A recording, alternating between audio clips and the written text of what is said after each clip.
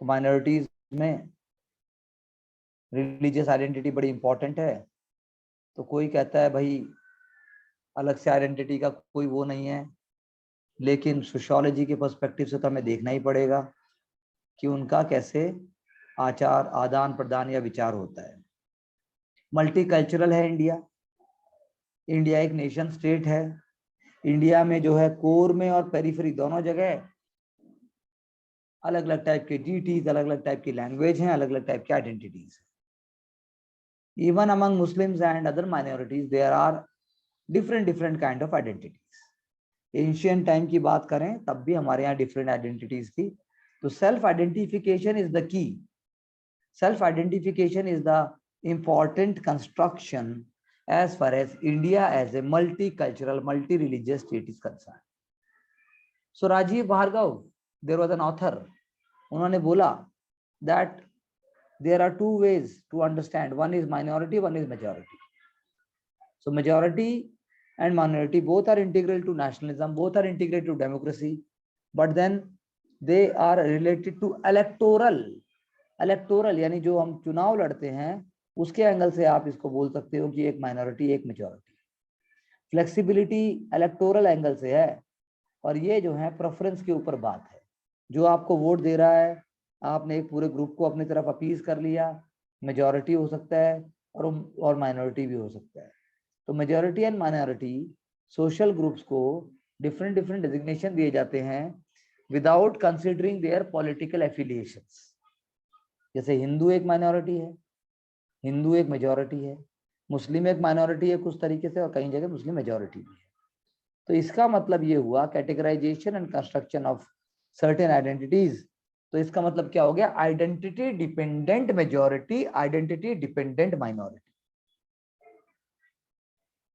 अब nation state है, essential part है, कोर है नेशन का, वो कंस्ट्रक्ट किया गया है, उसको पॉलिटिकल नहीं करना है।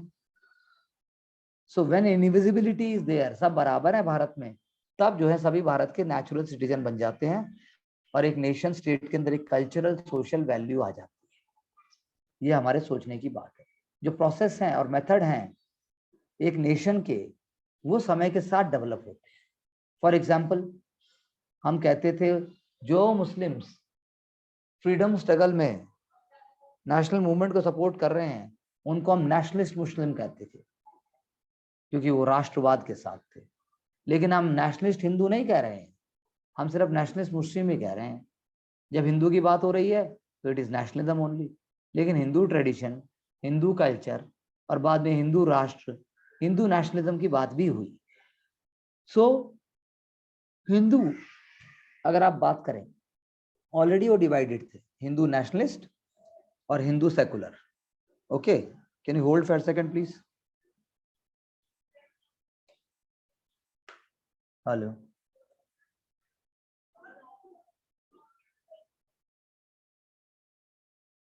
सो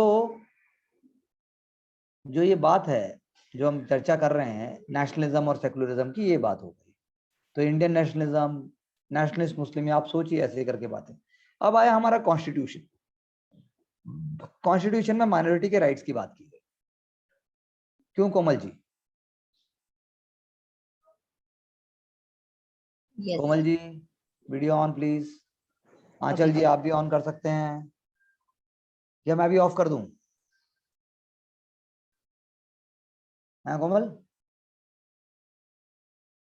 कर रही हूँ सर।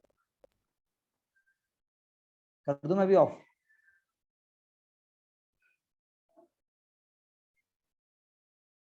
तो माइनॉरिटी की बड़ी पिक्यूलर सा रहा। In western liberal democracies this question is not there, because that is being seen only as cultural rights, because there is a concept of indigenous population also, immigrant groups also, but such is not the case with India.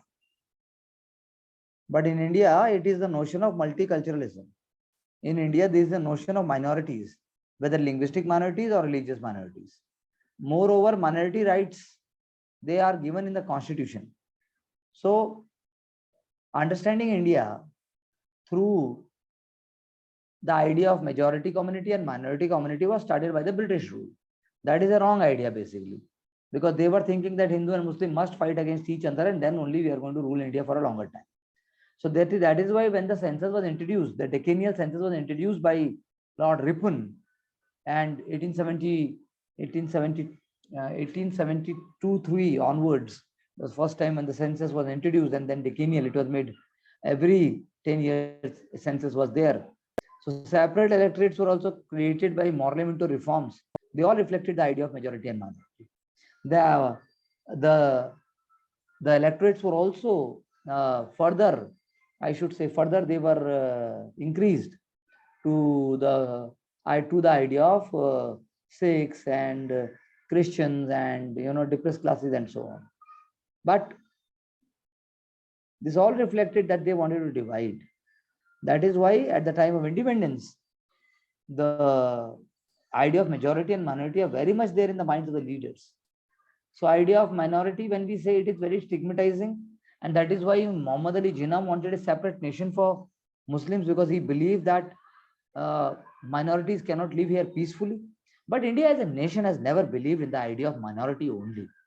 India in ancient times, if you see the example of Heliodorus Pillar in the times of Gupta Empire, even he was a worshipper of Bhagwat. Heliodorus was worshipper of Bhagwat. तो हमारे यहाँ ऐसा नहीं है, लेकिन अब बना दिया गया है. So Article 29 and 30 is there, which speaks about the rights, that is the linguistic and religious minorities' rights. So and the Advisory Committee on the Fundamental Rights of Citizens and Minorities, वो बताते हैं कि भाई religious minorities के rights को बचाया गया है, उनको बढ़ाया गया है. सो कम्युनिटी राइट्स हैं, कम्युनिटीज थोड़ा एंजाइटी अब महसूस करती हैं, और राइट्स ऑफ माइनॉरिटी हमारे आर्टिकल 29 और 30 में दिए गए हैं. आर्टिकल 29 बोलता है कि any citizen has the right to protect distinct script, language और culture. And article 29(2) it says it prohibits basically any citizen from being denied admission into any educational institution maintained by or receiving aid from the minority or from the state on the ground of religion, race, caste, sex or language. ऐसे article 30 भी है. Article 30 बोलता है कि आप administer कर सकते हो, आप शुरुआत कर सकते हो, आप बना सकते हो कोई भी educational institution of your choice, and state आपके साथ कोई डिस्क्रिमिनेट नहीं करेगा इन funding on the basis whether it is a minority run institution. तो ये बातें जो हैं, इनके होने के बावजूद भी हमारे यहाँ चैरिटीज रन हुई, हमारे यहाँ इंस्टीट्यूशन रन हुआ, हमारे यहाँ कॉलेज रन हुए, हमारे यहाँ स्कूल रन हुए, हमारे यहाँ हॉस्टल्स रन हुए, हमारे यहाँ धर्मशालाएं रन हुई, मतलब धर्मशालाएं मीटू से इंस्टीट्यूशन रन हुए. लेकिन सोशल चेंज आया कि नहीं आया? क्या सबके साथ जुड़ा हुआ कि नहीं हुआ? क्या पर्सनल लॉज में भी कोई चेंजेस आए कि नहीं आए? So gender just laws Hindus के लिए तो हो गए, मैरिज में, डिवोर्स में, सक्सेशन में, इनहेरिटेंस में, लेकिन ऐसे लॉ बाकी रिलीजियस कम्युनिटीज की बात अगर हम करें, उनके लिए कुछ भी नहीं हुआ. इसीलिए हम बोलते हैं यूनिफॉर्म सिविल कोड होना चाहिए. सो कल्चरल ऑटोनॉमी जो है, कल्चरल ऑटोनॉमी तो दे दी स्टेट्स ने ऐसे ग्रुप्स को, लेकिन क्या वो इक्वली इंप्लीमेंट हो पाया? बट कॉन्स्टिट्यूशन मेजोरिटी के बारे में क्या कहता है? तो हिंदू की अगर हम बात करें, what who is Hindu and what is a Hindu, article 25 जो था ऑफ द कॉन्स्टिट्यूशन, और बाद में जो है हिंदू कोड बिल को रेटिफाई किया गया, अनटचेबिलिटी एबोलिशन एक्ट लेके आया गया, और सबको जो हिंदू, जो मतलब कि आपके सिख हैं, बुद्धिस्ट हैं, जैन हैं, उनको एक ब्रॉडर हिंदू कम्युनिटी का पार्ट मानने की बात हो पाई? तो ऐसा हो नहीं पाया. और कन्वर्जन की जहां तक बात है, कन्वर्जन जब माना जाएगा जब कोई इस्लाम, क्रिश्चियनिटी, जुडाइज्म, ज़ोरास्ट्रियनिज्म को स्वीकार करेगा, तो उसको वाकई उसको कन्वर्जन माना जाएगा, अदरवाइज कन्वर्जन नहीं माना जाएगा. तो मुस्लिम्स जो हैं, क्या वाकई माइनॉरिटी है इंडिया में? इंडियन एक्सप्रेस में ऐसे करके बड़े बड़े आर्टिकल्स भी आए हुए हैं कि क्या है आखिर वो, क्या वो होमोजेनस कैटेगरी है, क्या वो हेटेरोजेनस कैटेगरी है?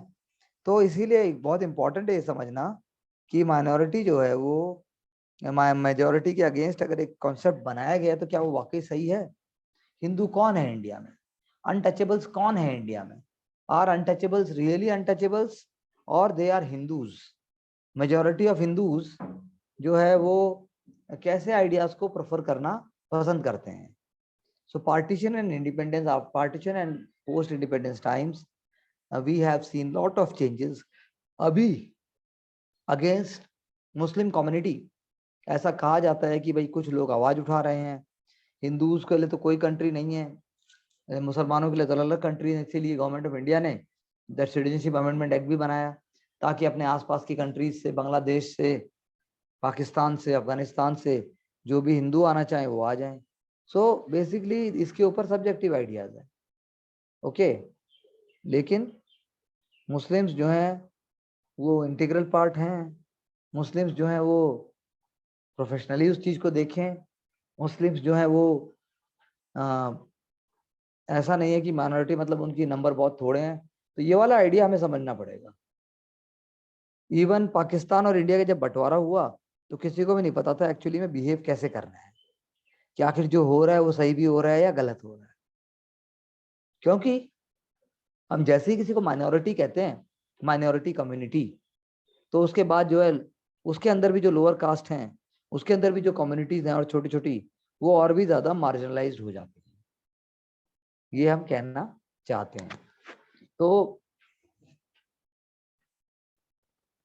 हमें कहना चाहिए कि माइनॉरिटी कम्युनिटीज के बारे में क्या सोचती है। तो माइनॉरिटी कम्युनिटी नहीं चाहती कि उनको ऐसा बोला जाए। माइनॉरिटी कम्युनिटी नहीं चाहती कि उनको बोला जाए मैं हिंदू हूँ मतलब मैं माइनॉरिटी हूँ। शायद ऐसा आप कह सकते हैं कि ऐसा कुछ किया जाए जिससे ऐसा ना हो। और दूसरी बात, माइनॉरिटी के अंदर और माइनॉरिटी है, क्योंकि अभी जैसे हमारे प्रधानमंत्री जी ने 4 दिन पहले ही पसमंदा, अगर मैं गलत नहीं हूँ, उन्होंने एक शब्द का प्रयोग किया कि भाई माइनॉरिटीज के माइनॉरिटी को उठाओ। तुच्छ, मार्जिनलाइज्ड, गरीब और जो लोग बैकवर्ड हैं उनको उठाइए, अमंग ऑल कैटेगरीज स्नेह यात्रा कीजिए। तो यही है सोशियोलॉजी। स्नेह यात्रा की जो बात है वो मुसलमानों के लिए नहीं है केवल, लेकिन इशारा है कि सबके डाउन ट्रोडन, सारा गरीब गरीब होता है और गरीब की कोई जाति नहीं होती। तो इस एंगल से आपको देखना पड़ेगा।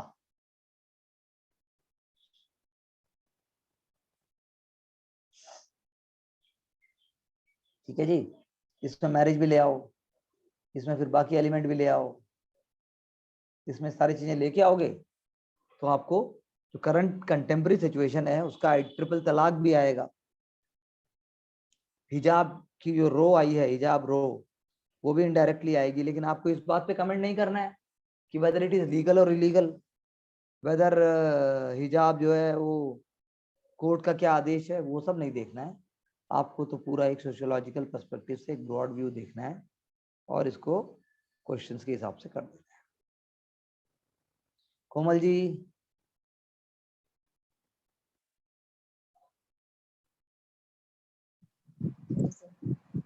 बताइए भाई, मैं ही बोलता रहूंगा, नहीं सर। बस थोड़े दिन और बोलूंगा मैं,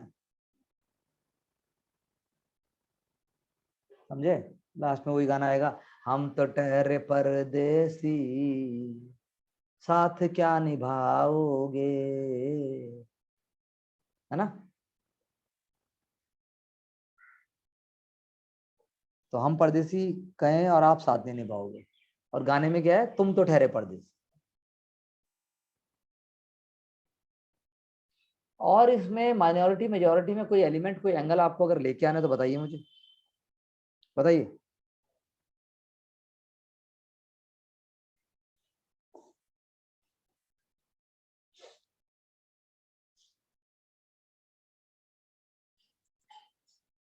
कास्ट सिस्टम हर जगह है, हिंदुओं में भी है, मुस्लिम में भी है, उसके हिसाब से हमें करना है।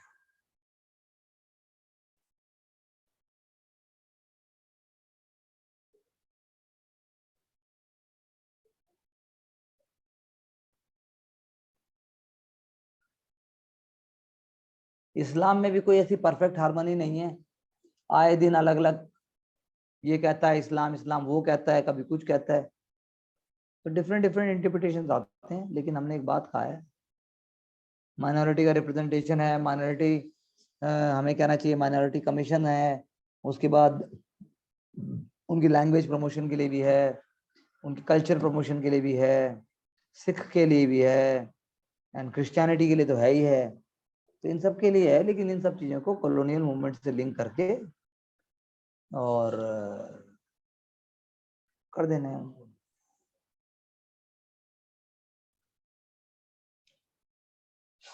बताइए।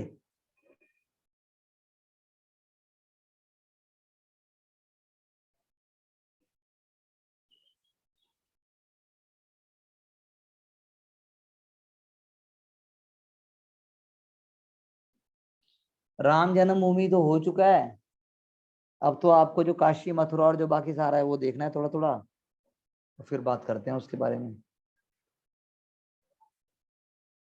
अब हम बात करते हैं इंडिया में जो सेकुलरिज्म का डिबेट है, या हम आंचल इसके बारे में कर चुके हैं बात। सर फर्स्ट क्लास में थोड़ा सा इंट्रोडक्शन दिया था सेकुलरिज्म के बारे में। क्या कह रहे हो? सर मैं बोल रही हूँ कि फर्स्ट क्लास में थोड़ा सा इंट्रोडक्शन हो गया था सेकुलरिज्म का इंडिया के कंटेक्स्ट में कंपेयर करके वेस्टर्न से। तो हम थोड़े से डिबेट पे बात करते हैं कि सेकुलरिज्म का डिबेट क्या है।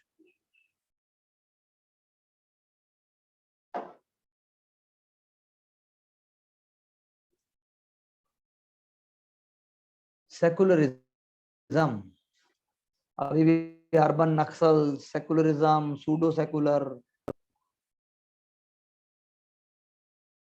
सारी चीजें आती रहती हैं। हम ये डिस्कस कर चुके हैं पहले भी कि जो सेकुलरिज्म का कॉन्सेप्ट वेस्टर्न वर्ल्ड में है that is different from the Indian world. Secularism का डिबेट अभी बहुत ही हाईली कंट्रोवर्शियल है इंडिया में। और सेकुलरिज्म क्या है? What is secularism? Secularism is a doctrine of moral philosophy, the doctrine of moral philosophy जिसके अंदर morality is the basis.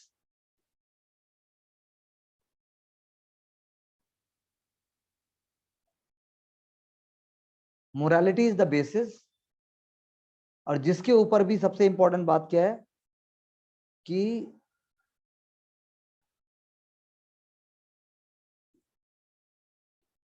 Wellbeing होना चाहिए सबका सेकुलरिज्म में। मतलब अगर हम जनरल भाषा में बोले तो क्या बोलेंगे हम? मेरे माइंड में क्या वर्ड आ रहा है जनरल भाषा में? अगर हम बोलेंगे जनरल भाषा में, अगर हम बोलेंगे तो मेरे माइंड में वर्ड आ रहा है tolerance, tolerance for all, that is called secularism. यानी सबको जो है आप अपने साथ लेके चलते। सेकुलरिज्म एक फिलोसफिकल डॉक्ट्रिन भी है, सेकुलरिज्म एक पॉजिटिव कॉन्सेप्ट भी है, ये एक एटीट्यूड ऑफ माइंड भी है, ये रेशनैलिटी भी है। ये सारे एस्पेक्ट सेकुलरिज्म में आ जाते हैं। सेकुलर, सेकुलरिज्म, सेकुलराइजेशन ये आपस में यूज किए जाते हैं, लेकिन सब में डिफरेंस भी है। सेकुलरिज्म क्या है? एक आइडियोलॉजी है। सेकुलराइजेशन क्या है? वो प्रोसेस है, process of belief, activities. And secular क्या है? Secular is like the whether you are religious और you are secular. So secularism जो है वो आइडियोलॉजिकल एस्पेक्ट दिखाता है, और सेकुलराइजेशन का वो पूरा प्रोसेस को दिखाता है। वो तो टी.एन. मदन, जिनका नाम हम पहले भी पढ़ चुके हैं, उन्होंने क्या कहा कि सेकुलरिज्म एक मल्टी वोकल कॉन्सेप्ट है।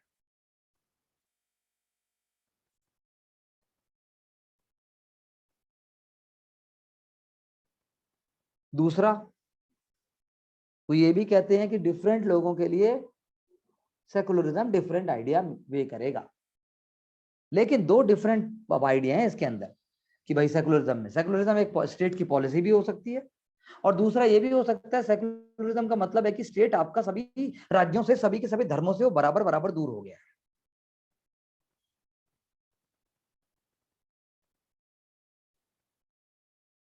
क्यों कोमल, बताओ इंडिया क्या करता है?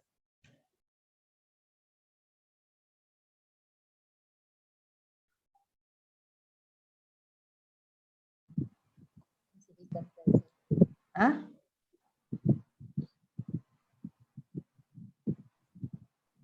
ये करता है सर, मल्टी मल्टी जो religion है उनके। क्या करता है? नहीं करता, करता क्या कह रही है यार? जोर से बोलो थोड़ा, बोलो बोलो ना माय डियर।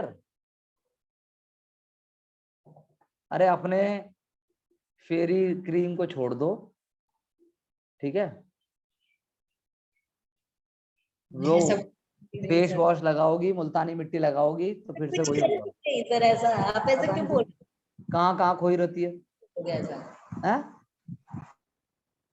सुनाई नहीं दिया? बोलो बोलो, ऑनलाइन भड़क गया स्टूडेंट, बोलो। अरे भाई तुम यूं यूं यूं करते हुए कुछ कुछ कर रही हो तो क्या किया जाए?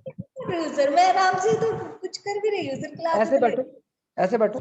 ऐसे ही तो बैठी हूँ सर, सब सही सीधे तो बैठी हूँ। मैं ऐसे सर, मैं चलो ऐसे करके बैठी हूँ सर।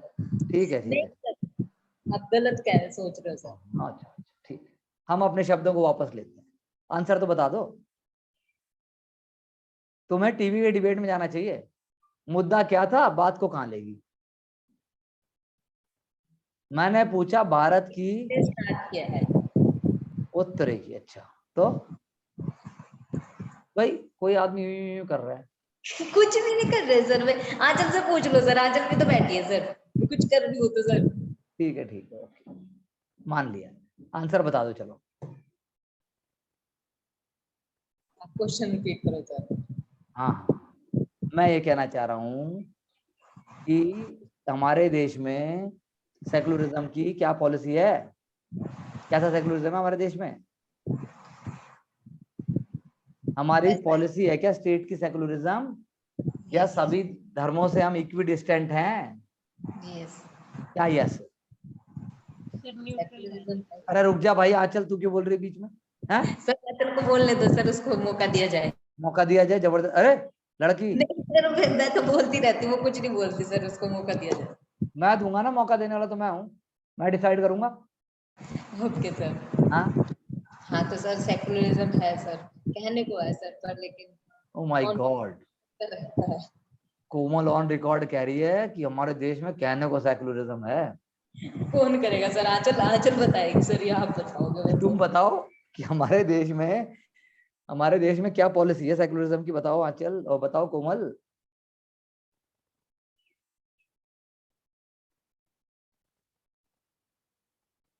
कोमल चलो, आंचल तुम बता दो।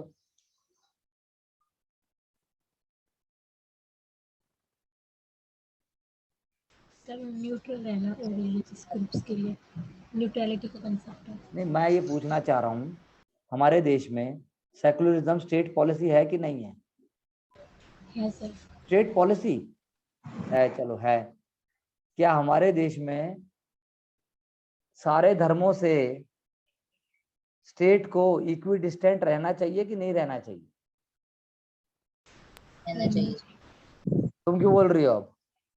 मतलब बात समझ आएगी तो कूद के दो ही बोलोगी। दो ही तो बच्चे हैं सर, हम ही बोल लेंगे सर, और देखो कौन बोल। टॉपर दो ही होते हैं, 100 गधे पढ़ते हैं, टॉपर एक या दो ही होता है। पढ़ तो लाखों रहे हैं, तो दो ही नहीं, दो ही बहुत है। अगर टॉपर बनना है तो एक भी बहुत है। तो यानी कि तुमने जो है बात को समझ के बाद में अपना पत्ता फेंक दिया। चलो ठीक है, हमने मान सर लिया। देखो सर, आप मुझे कह रहे थे, अब आप भी अपने धागे को सही कर रहे हो, चश्मे को सही कर रहे हो, नाक पे उंगली फेर रहे हो सर। नाक पे, oh my God, never never ever. और सर ये आंचल भी बता सकती है अब तो सर, क्या कि आप क्या कर रहे थे सर। मैं क्या कर रहा था। सर देखो, अब आप अपने धागे को भी छू रहे हो मैं तो सर। तुम्हारे लिए बता रहा हूँ, मैं कुछ भी कर सकता हूँ, तुम्हारा ध्यान होना चाहिए। हद होगी यार, गुरु पूर्णिमा के दिन तुम जो है हमें बता रही हो। नहीं सर, मैं आपकी रिस्पेक्ट ही कर रही हूँ सर। नहीं, मैं कुछ भी कर सकता हूँ, तुम नहीं कर सकती। बता दिया सर, आप हंस गए, कितना सारा हंस लिए सर आप। यानी तुम कह रही हो कि प्रधानमंत्री मोदी जब भाषण देंगे तो जनता वो करेगी जो वो कर रहा है, और वो बोल नहीं सकता जनता को। उल्टा है, ऐसा नहीं हो सकता। तो गजब हो भाई तुम। ठीक है, अब तुम करो जो मर्जी, हम बोलेंगे नहीं। नहीं सर, मैंने गुरु पूर्णिमा पे आपका खून बढ़ा दिया सर, हंसा के। हाँ, तुमने तो बहुत, पेपर निकाल लो तुम, मेरा खून अपने घर वालों का खून वैसे ही बढ़ा दोगी। सो द प्राइमरी एम क्या है बात को समझने का। बात यही है कि जो कॉन्सेप्ट है सेकुलरिज्म का, अगर वेस्टर्न वर्ल्ड में बात की जाए तो वहां पर जो है वो आइडियोलॉजिकल है एक तरीके से। वेस्टर्न वर्ल्ड का जो कॉन्सेप्ट है सेकुलरिज्म का, जो कि 1850s में आया, तो वहां पर बात ये की गई दैट रेनेसा पीरियड के बाद जब रीजन और फेथ के बीच में बात हुई तो कॉन्फ्लिक्ट हुआ स्टेट और चर्च के बीच में। And this is going to be the going to called as age of reason, age of enlightenment, and then उसको आइडियोलॉजी ऑफ सेकुलरिज्म से जोड़ा गया। थीसिस लिखी गई कि secularism is a gift of Christianity to the mankind. So Spencer, sociology में Saint Simon, Comte, Durkheim, Marx, Weber, सभी ने इस कॉन्सेप्ट को आइडिया बढ़ाया. So it is a gift. It is the idea of secularism is best in the, it is based on the Western modern theoretical ideas. But the original use of the term secular in from the Latin times, it is referred to as you can say those living outside the regulation of church. At that time, it is a negative connotation. But then now the Western world, it went on to see it in a positive way, as Thapar says that in the 20th century, when the Roman Empire, when the Ottoman Empire got collapsed, उसके बाद सारी countries में जब ethnic, religious और cultural diversity जो है rise होने लगी, पब्लिक प्राइवेट स्फीयर को सेपरेट करने में प्रॉब्लम होने लगा, then the practice of keeping religion private and thereby establishing secular states, this idea came into being. So secularism is an ideology. It is emerged in the modern times, especially with the focus on influence of Protestants and then keeping India's reality intact. यहाँ पर India में जो है बहुत सारे religious traditions रहे हैं, तो हम जो है सेकुलर भी हैं. सेकुलर होने का मतलब यहाँ पर रिलीजियस है इंडिया में. So the idea of secularism India के केस में it is linked, it is alien to the religious traditions. इसलिए हमारे यहाँ सेकुलरिज्म वेस्टर्न वाला नहीं है. Therefore the question of generalization and the idea of secularism from the Europe's in history, वो एक दूसरी बात है. इंडिया के कॉन्टेक्स्ट में सेकुलरिज्म नहीं है वर्ड, सर्वधर्म संभव है. सर्वधर्म संभव, political philosophy, Indian national movement, conceptual understanding of secular state in India, linked with two ideas: fundamental civil right of religious liberty, that is everybody can do anything whatever they want to do, that is why safeguarding of religious and cultural pluralism is there. दूसरा, एक मैंने क्या बोला, fundamental civil right. दूसरा क्या हो जाएगा, idea of freedom, equality and liberty, justice. तो ये दोनों चीजें आ गई, ये सेकुलरिज्म हो गया. तो इंडिया में सेकुलरिज्म को रिलीजियस कम्युनिटीज के प्रिज्म से नहीं देखा जा सकता. It is seen as an active and dynamic force. Therefore India is a secular state. India is a secular state. It can intervene into religious ideas in order to safeguard democracy. So like USA, USA में ऐसा नहीं हो, USA में होगा, India में ऐसा नहीं होगा. ठीक है, वहां पे कंप्लीट नॉन इंटरवेंशन है, कुछ नहीं कर सकते वहां पे. वॉल ऑफ सेपरेशन है रिलीजन और सेकुलरिज्म में. कॉन्सेप्ट ऑफ इंडियन सेकुलरिज्म क्या है? It is a major, it is a degree of secularization of Indian society. We are having common social values. We are having a national community and national ideas.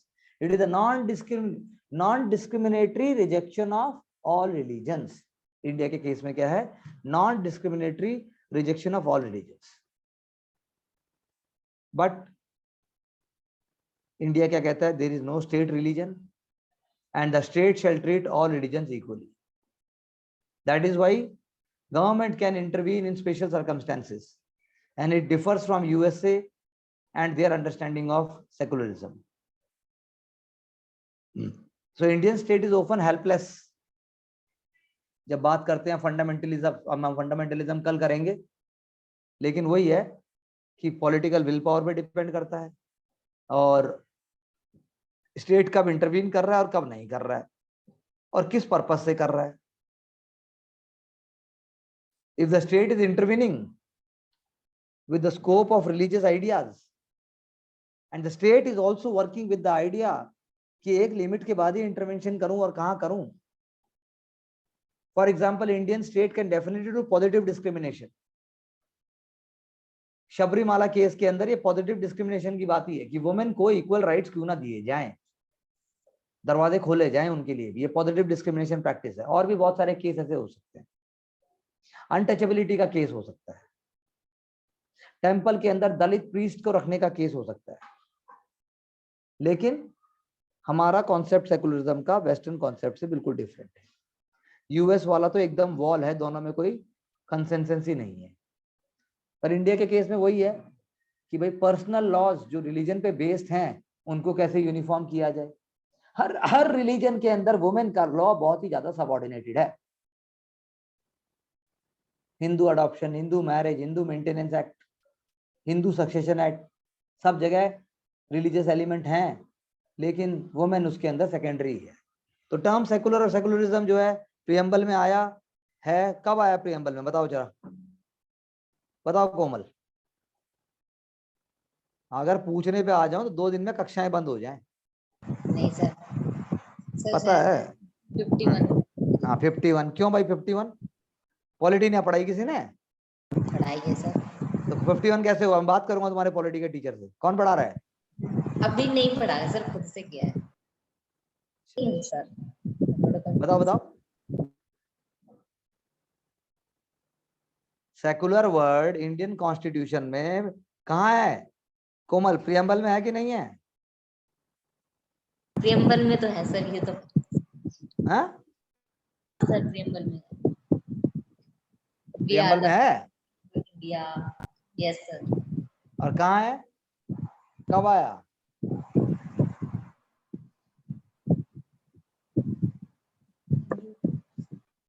बताओ। एक minute sir. हाँ हाँ 2 minute ले लो। कोमल को छोड़ दो। हाँ चल आप बताइए। Sir, 42nd Amendment, very good. 42nd amendment act 1976. 1976। Very good. Yes 1976 42nd amendment act. Secular जो है इंटीग्रल पार्ट बन गया हमारे कॉन्स्टिट्यूशन का। सो सेकुलर का मतलब ये नहीं है कि आप लोगों के रिलीजियस सेंटिमेंट को कंसिडर करोगे। सेकुलर का मतलब ये है कि जो भी मतलब कहना चाहिए मुझे, किसी भी रिलीजन के ऊपर, किसी पर्टिकुलर रिलीजन के ऊपर, किसी भी पर्टिकुलर कम्युनिटी के ऊपर रेस्ट ऑफ द पीपल की कोई रिलीजन को इम्पोज नहीं किया जाए। हमारे के संविधान में, कॉन्स्टिट्यूशन में वॉल ऑफ सेपरेशन नहीं है स्टेट और रिलीजन के बीच में। इसीलिए हमारा constitution is not directly conceiving the clear separation between religion and state, क्योंकि उससे कंफ्यूजन हो जाता है। तो इंटरवेंशन, नॉन इंटरवेंशन गवर्नमेंट पे डिपेंड करता है। स्वीपिंग रिस्ट्रिक्शंस नहीं हो सकती। Freedom of speech and expression सबके लिए है। जैसे अब बैन लगा देते हैं हम किसी किताब को। शिवाजी की किताब आई, उस पर बैन लगा दिया हमने। सलमान रश्दी की किताब पे बैन लगा दिया हमने वो डोंगी, क्या नाम था उसका, एक हिंदू बुक लिखी थी, हिंदू सेंटिमेंट्स को हट के, उस पर हमने बैन लगा दिया। तो ऐसा करके हम एक पर्टिकुलर कम्युनिटी को, ए लड़की, क्लास के बीच में बोलने का अधिकार है? Sorry sir. तो कमाल है यार। तो मैं इतनी इंपॉर्टेंट बातें बता रहा हूँ, पूरा का पूरा ओवरव्यू। तो पॉइंट ये है कि भाई ये सलमान रश्दी की किताब है या फिर वो तस्लीमा नसरीन है, या फिर वो यूसुफ मलाला जाई है, या फिर वो बहुत सारे केस हैं ऐसे। एक बार जब गूगल करोगे कौन कौन सी किताबें बैन हो गई, तो तुम्हें पता लगेगा कि रिलीजियस सेंटिमेंट, अब काली माता को ऐसे कह दिया, प्रॉफेट मोहम्मद को ऐसे कह दिया। यही है सेकुलर रिलीजियस का डिबेट। अब कहाँ आप उस चीज को कहाँ देखोगे? तो रिलीजन क्या है? तो religion obviously is an ideology, but ideology is part of religion and also secularism. So there should be a clear understanding कि एक यूनिवर्सल इंटरप्रिटेशन होना चाहिए रिलीजन का, और रिलीजन के इंटरप्रिटेशन से ही हम अंडरस्टैंड करें सेकुलरिज्म क्या है, और वो भी इंडियन कॉन्टेक्स्ट में। तो बहुत सारे इसके डिबेट के पार्ट हैं। सोशल पॉलिटिकल थिंकर्स हैं, कुछ क्रिटिसिज्म करते हैं, कुछ सपोर्ट करते हैं। जैसे कुछ क्रिटिसाइज करते हैं जो स्ट्रक्चर ऑफ डॉक्ट्रिन है इसकी, जैसे वो कहते हैं कि भाई ऐसा कुछ नहीं है, वो एंटी सेकुलर आर्ग्यूमेंट को लेके आते हैं। वो कहते हैं भाई कि जो आप सेकुलरिज्म की बात कर रहे हो, जो इंडिया की आप बात करते हो, असल में वो ऐसा है नहीं। वो कहते हैं कि हमारे यहाँ कुछ और कॉन्सेप्ट लेके आओ। जैसे अभी कहते हैं एक टर्म आया, जब आप डीवी डिबेट देखोगे, सूडो सेकुलरिज्म। ये सूडो सेकुलर है, ये तो लिबरल हैं, ये तो हिंदुओं के अगेंस्ट है। यानी जो सेकुलर है वो हिंदुत्व को फॉलो नहीं कर सकता, और जो हिंदुत्व को फॉलो कर रहा है वो सेकुलर नहीं हो सकता। ऐसा करके हमने एक डिबेट बना।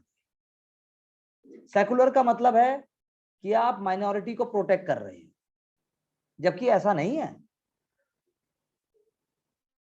तो ये हमें समझना बहुत जरूरी है। ये कॉन्ट्रडिक्टरी भी हो जाता है और साथ साथ में कोएग्जिस्ट भी करता है। जैसे राम जन्मभूमि बाबरी मस्जिद डिबेट। नाउ अब वो अगर सेकुलर हो भाई, तो आप राम जन्मभूमि का सपोर्ट नहीं कर सकते। क्यों नहीं कर सकते? क्योंकि सेकुलरिज्म का आप बताया गया है वो बाटी पे, ऐसा हमने कॉन्सेप्शन बना दिया। लेकिन ऐसा नहीं है, तो बहुत डिफिकल्ट हो गया कि particular community is blaming other community for certain actions. So you से कि हमारे यहाँ का सेकुलर माहौल था, खराब कर दिया। क्या? हमारे यहाँ का सेकुलर माहौल था, खराब कर दिया। That is why we say secularism in India means equal respect to all religions. It should not mean, सुन लो ध्यान से, it should not mean equal encouragement to do fundamentalist activities by all religions. It should mean equal respect for all religions, equal encouragement to fundamentalism नहीं होना चाहिए। fundamentalism हम करेंगे अभी, या सारी पॉलिटिकल पार्टीज को encouragement करने का पावर नहीं होना चाहिए। So secular is a very broad concept. For example Taliban, अब तालिबान को यूएस ने सपोर्ट किया, पहले लेके भी आने वाला वही था एक तरीके से शुरू में। फिर पाकिस्तान के सपोर्ट से वो चाहता था कि तालिबान खत्म हो जाए, ऐसा कर नहीं पाया वो। तो फंडामेंटलिस्ट फोर्सेस मिक्स हो गई। पाकिस्तान में टेररिज्म को बढ़ाने का एक एलिमेंट यूनाइटेड स्टेट्स भी है। उसने अपने फायदे के लिए बड़ा नुकसान किया और लास्ट में वो भी नहीं मिला।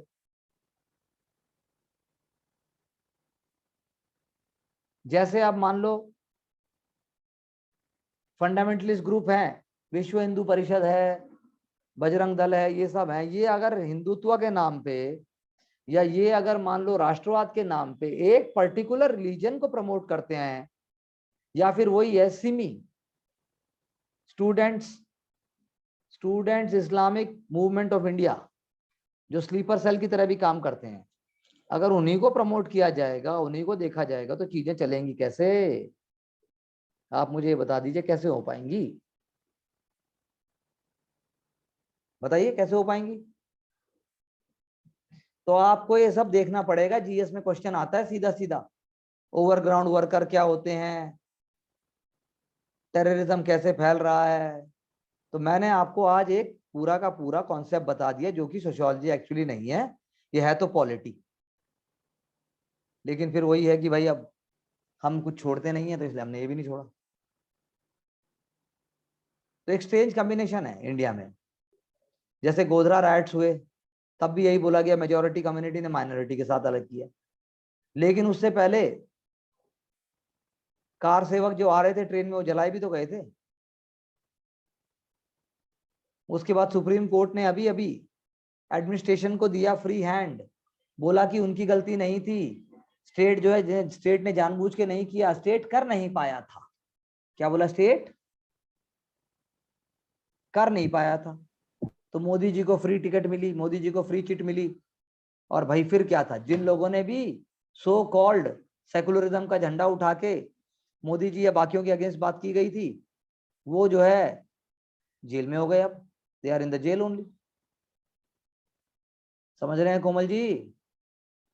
Yes sir. कहाँ देख रहे हो आप?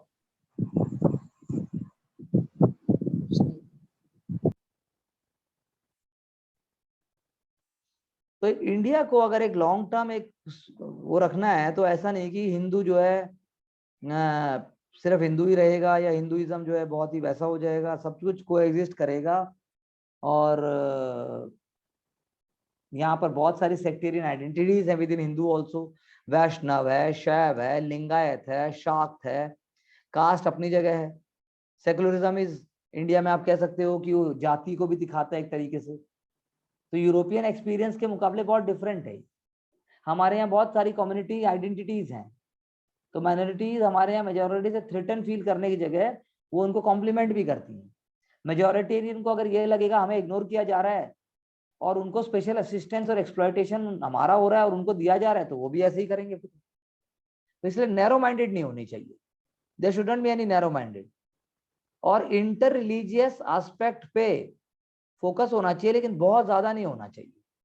यानी कि मैं अगर हिंदू हूं और कोमल मुस्लिम है तो मैं कंसेशन दूंगा तभी सब चीजें होंगी क्या? ऐसा नहीं है, उसको फिर अपीजमेंट में ले जाते हैं।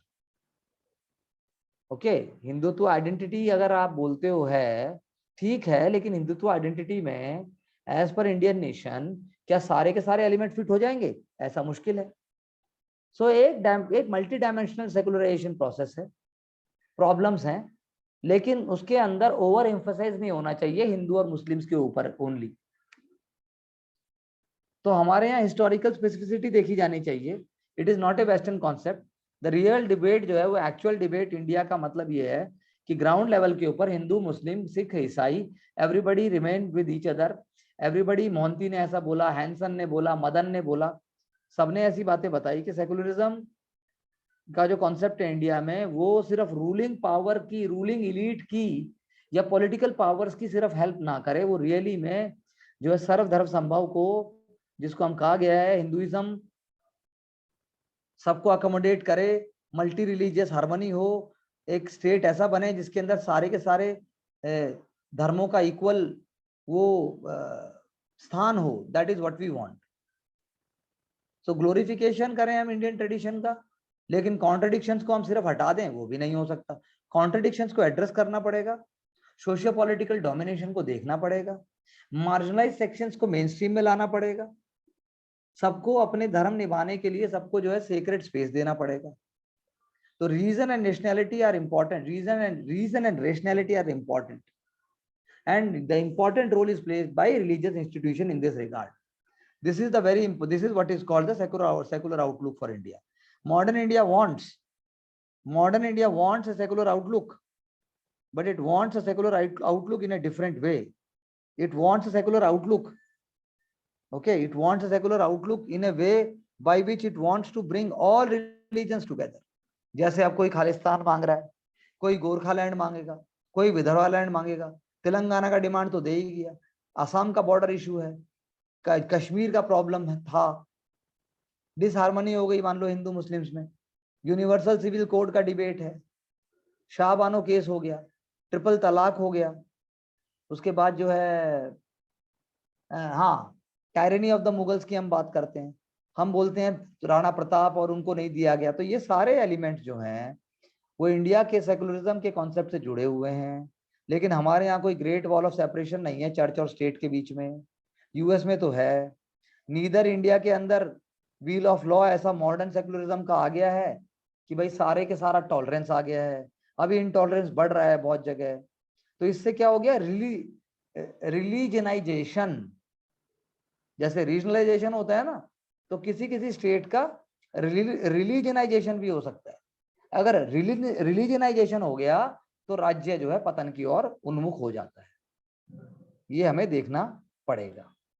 ठीक है, तो ये एक बात मैंने पूरी डिस्कस जो मैंने की, आप देख लीजिए सेकुलरिज्म में। मैं चाहता हूं कि आप जो है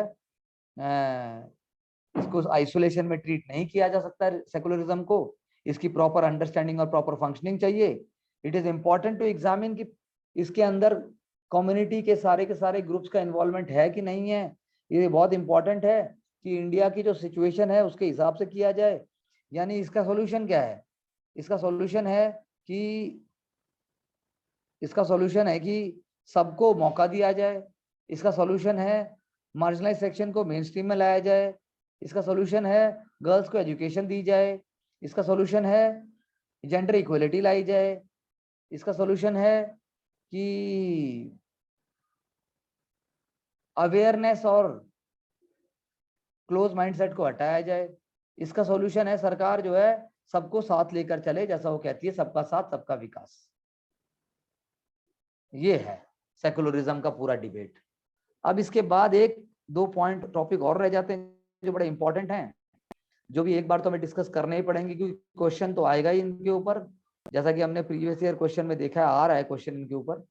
तो अब हमारा सेकुलरिज्म के डिबेट के बाद रिलीजियस कन्वर्जन और मतलब बेसिकली सेक्टेरियन स्ट्राइफ, फंडामेंटलिज्म, ये दो सेक्टेरियन स्ट्राइफ, फंडामेंटलिज्म और रिलीजियस इंटॉलरेंस, इन तीनों को मैं कल डिस्कस कर देता हूं, तो उसके बाद हमारा ये धड़ा खत्म हो जाएगा।